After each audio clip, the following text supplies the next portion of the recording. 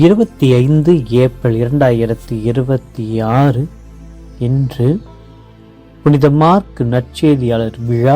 நற்செய்தி வாசகம். மார்க் எழுதிய தூய நற்செய்தி வாசகம். ஆண்டவரை மாட்சி உமக்கு. அதிகாரம் 16, இறை வசனங்கள் 15-20 முடிய. அக்காலத்தில் இயேசு 11 தோன்றி, உலகெங்கும் சென்று படைப்பிற்கெல்லாம் நற்செய்தியை பறைசாற்றுங்கள். நம்பிக்கை கொண்டு திருமுழுக்கு பெறுவோர் மீட்பு பெறுவர், நம்பிக்கையற்றவரோ தண்டனை தீர்ப்பு பெறுவர். நம்பிக்கை கொண்டு பின்வரும் அரும் அடையாளங்களை செய்வர். அவர்கள் என் பெயரால் பேய்களை ஓட்டுவர், புதிய மொழிகளை பேசுவர், பாம்புகளை தம் கையால் பிடிப்பர், கொல்லும் நஞ்சை குடித்தாலும் அது அவர்களுக்கு தீங்கு இழைக்காது. அவர்களுடன் நலமற்றோர் மீது கைகளை வைக்க அவர்கள் குணமடைவர் என்று கூறினார். இவ்வாறு அவர்களோடு பேசிய பின்பு ஆண்டவர் இயேசு விண்ணேற்றம் அடைந்து கடவுளின் மறு வலப்புறம் அமர்ந்தார். அவர்கள் புறப்பட்டு சென்று எங்கும் நற்செய்தியை பறைசாற்றினர்.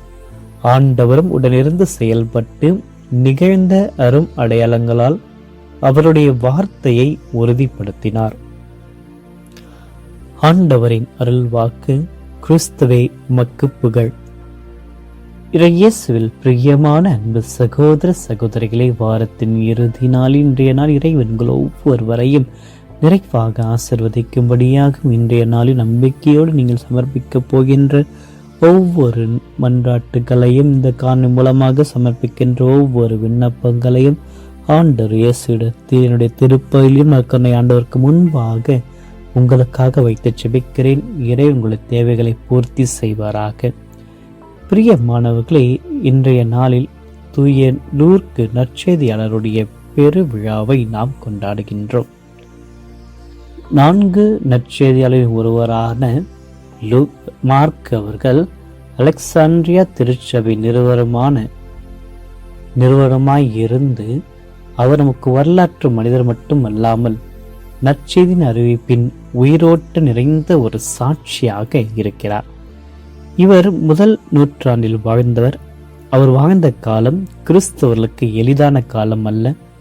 துன்புறுத்தலும் எதிர்ப்பும் உயிருக்கும் ஆபத்தும் நிறைந்த ஒரு காலம்.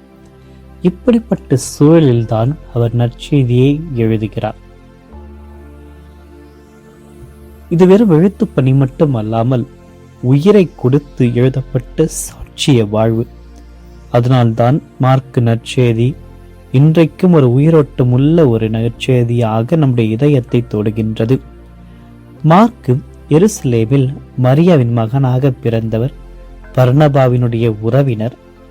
பவுலின் முதல் திருத்துது பயணத்தில் உடன் சென்றவர். ஆனால் பெர்கேயில் அவர் பிறந்து சென்றதும் மனித பலவீனத்தின் சின்னம் போல் தெரிந்தாலும் அது அவருடைய வாழ்க்கையினுடைய முடிவல்ல. மீண்டும் அவர் பவுலுடன் சேர்ந்து பணியாற்றுகின்றார். பேதுருவின் அருகிலும் நெருக்கமாக இருந்தவர். பேதுரு அவரை என் மகன் மார்க் என்று அழைத்தது தன்னுடைய திருமுகத்தில் நாம் காணலாம். அவருடைய ஆழ்ந்த ஆன்மீக உறவை இது காட்டுகிறது. தவறுகள் நம்மை முடிக்காது, கடவுள் நம்மை மீண்டும் எழுப்புகிறார். மார்க்கு பிரிந்து சென்றாலும் மீண்டும் சிறைந்த ஆண்டருடைய பணியை தொடர்வதற்காக இறைவன் அவரை அரவணைக்கின்றார். மார்க்கு நற்செய்தி ஒரு தனித்துவமானது. அது குறுகியதாக இருந்தாலும் நிகழ்வுகளை கண் முன்னே நடப்பதைப் போல சித்தரிக்கின்ற ஒரு நற்செய்தி. இயேசுவை துன்புறுத்தும் பணியாளராகவும் இறை மகனாகவும் காட்டுகின்ற ஒரு நற்செய்தி. அவருடைய சின்னமான இறக்கையுள்ள சிங்கம் இதைத்தான் நமக்கு சொல்கிறது. அதில் துணிவு ஒரு புறமும் ஆவியினுடைய வல்லமை மறுபுறமும் இரண்டும் சேர்ந்த ஒரு நற்செய்தி சாட்சிய வாழ்க்கைதான் மார்க்கு நற்செய்தியில் வாழ்ந்தும் அதை தன்னுடைய நற்செய்தியில் பொறித்திருக்கின்றார். இவர் அலெக்சாண்ட்ரியா நகரில் நற்செய்தியை அறிவிக்கின்ற பணியை கொண்டிருந்தார். அங்கு அவர் மக்களை இயேசுனுடைய பக்கம் திருப்புகிறார். அதனால் அவர் கைது செய்யப்படுகிறார். இறுதியில் மறைசாட்சியாக உயிர் திறக்கிறார். அவருடைய மரணம் ஒரு முடிவல்ல, அது ஒரு விதை. அந்த விதையில் இருந்துதான் அலெக்சாண்ட்ரியா திருச்சபையானது மலர்கிறது. ஒரு சாதாரண செருப்பு தைக்கும் மனிதர் மார்க்குவால் குணமடைந்து கடவுள் ஒருவரே என்று அறிந்ததை தன்னுடைய வாழ்க்கை நிகழ்வுகளில் நாம் நினைவுபடுத்த வேண்டும். மார்க்கு அவர் நம்பிக்கையை உருவாக்கின்ற சிறிய செயல்கள் மூலமாக அந்த ஒரு சிறிய சந்திப்பில் அந்த செருப்பு தைக்கின்ற மனிதருக்கு குணத்தை அவர் கிறிஸ்துவின் வழியாக கொண்டிருந்தார்.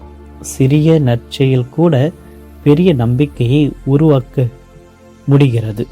ஆக இன்றைய நற்செய்தி வழியாக இறைமகன் இயேசு இதைதான் நம்மை பார்த்து அழைக்கின்றார். ஒரு நற்செய்தி பணி வாழ்விற்காக நம்மை அழைக்கின்றார். உலகெங்கும் சென்று நற்செய்தியை பறைசாற்ற நம்மை அழைக்கின்றார். இது அறிவு வார்த்தையால் மட்டுமல்லாமல் வாழ்க்கையால் நாம் நிகழ்த்த வேண்டும். அன்பு, மன்னிப்பு, நீதி, கருணை இவை வழியாக நற்செய்தி பிறருக்கு அறிவிக்க வேண்டும். நாம் வாழ்கின்ற வாழ்க்கையும் உலகுக்கு இயேசு காட்டுகின்ற ஒரு கண்ணாடியாக இருக்க வேண்டும். ஆண்டவர் இயேசுவை அறிவிக்குவது பெரிய பிரசங்கம் மட்டும் வைப்பதும் அல்லாமல் உண்மையான அன்பும் நேர்மையும் சேவைகளை இருந்த இடத்தில் வழியாக நற்செய்தி நாம் அறிவிக்க வேண்டும். மார்க்கு நற்செய்திகளை போன்று துணியுடன் செயல்படுத்த வேண்டும். இயேசு தம் சிறுவர் அனுப்பியதை போன்று இன்று நம்மை பார்த்து அழைக்கின்றார். நம்மில் ஒருவராக அவர் இருக்கிறார், நம்மில் செயலாற்றுகிறார். துவண்டு போகின்ற நேரத்தில் இறைமகன் இயேசு நம்மிடம் வருகின்றார். பயப்படும் நேரத்தில் நமக்கு உறுதிப்படுத்துகிறார். இதைதான் நற்செய்தி நாம் பார்க்கின்றோம். நற்செய்தி அறிவிப்பதாக மட்டுமல்லாமல் இயேசு நம்மோடு செயலாற்றுகிறார் என்பதை உணர்ந்து நாம் ஒரு சாட்சிய வாழ்க்கையை, உலகெங்கும் பரவுகின்ற சாட்சிய வாழ்க்கையை கொண்டு நடக்க வேண்டும். அப்பொழுதுதான் வாழ்க்கையில் ஏற்படுகின்ற எந்த விதமான துன்பத்தில் நாம் நம்பிக்கையை இழக்காமல் உங்கள் துயரம் மகிழ்ச்சியாக மாறும் என்று ஆண்டவர் இயேசுவின் மீது நம்பிக்கையின் ஆழமாக துன்பத்தின் இறுதியில் மகிழ்ச்சி இருக்கிறது என்பதை உணர்ந்து மார்க்கு நற்செய்தியின் வழியாக அவருடன் இணைந்து அவரிடத்தில் நம்முடைய மன்றாட்டுக்களை சமர்ப்பித்து அவர் இறைவனிடத்தில் நமக்காக பரிந்து பேசி இன்று பற்பல நலன்களால் நம்மை நிரப்புவாராக. இறைவன் எப்பொழுதும் நம்முடன் இருக்கிறார்.